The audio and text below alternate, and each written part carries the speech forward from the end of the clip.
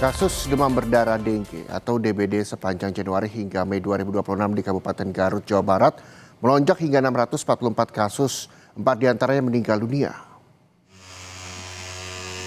Dinas Kesehatan Kabupaten Garut gencar melakukan aksi pemberantasan sarang nyamuk di 42 kecamatan di Garut.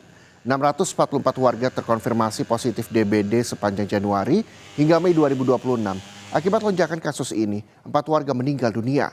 Mayoritas warga yang terkena DBD menyasar usia 15 hingga 35 tahun. Kepala Bidang Pencegahan dan Pengendalian Penyakit atau P2P Dinkes Kabupaten Garut, Asep Surahman ini menyatakan bahwa kasus DBD tinggi lantaran intensitas hujan yang tinggi sehingga populasi nyamuk Aedes aegypti meningkat. Sebanyak 644 kasus, diantaranya 4 meninggal. Itu tersebar di berapa kecamatan, Pak?